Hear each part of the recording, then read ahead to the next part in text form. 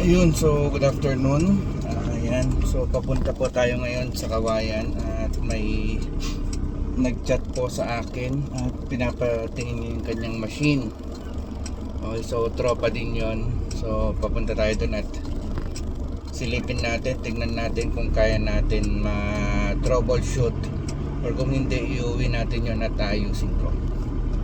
Yun, so stay tuned lang. Try muna ako. Bye. Yun, so good morning. Yan, so ito po yung lilinisin natin, pati itong grinder. Yan. So, full PMS. At isang taon na daw na hindi nalinisan. Okay. Yan. Gemini.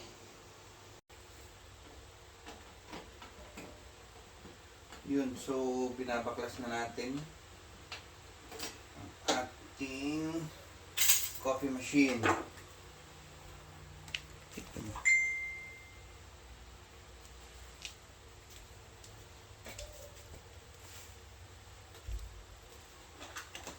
At dito, binabaklas na natin yung likod para mas malinis natin ang gusto yung loob ng ating machine.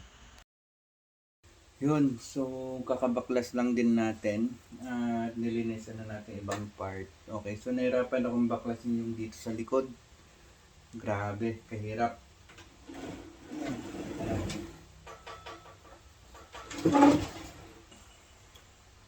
So nabaklas ko na, cleaning time. So may nakita tayo, medyo may unting sunog. Ayan, so subukan natin i-rewire.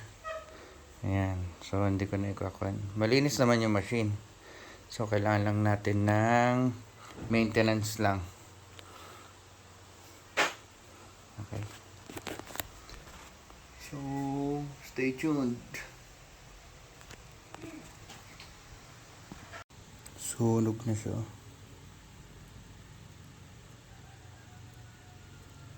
Bukan natin i-rewire to ha.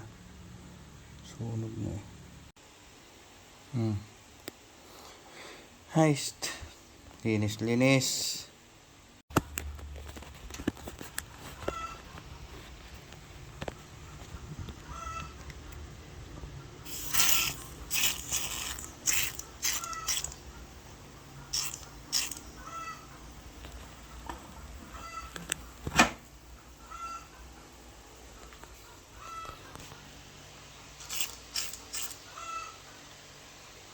Uy. Yun, so katatapos lang natin baklasin yung machine para makita natin at masilip din natin kung ano yung mga pwede pa nating ayusin. Okay, so katatapos ko lang din magbaklas. Grabe ang hirap, so nagkasugat-sugat pa yung kamay ko. May mga part na matatalim kasi rito. So nung nalaglag yung tools kasi, kailangan ko pa siyang sikwatin. So, medyo ganun ka-komplikado kasi talagang buksan tong ganitong machine, lalo na maliit. Yan. So, pahinga muna tayo at tapos mamaya na linis na, tapos i-check na natin yung mga yung naging cause nung problema.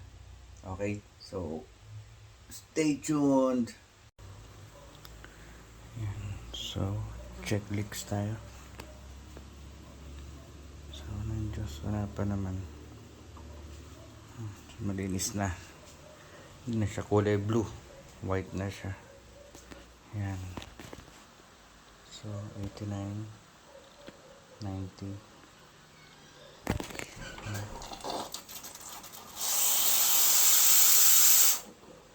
Okay. Testing. Yan.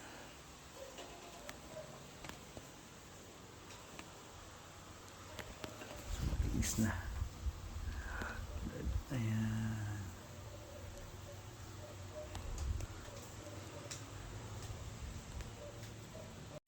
Yun. So, testing. Nagpe-preheat na po siya. Ayan. Ayan.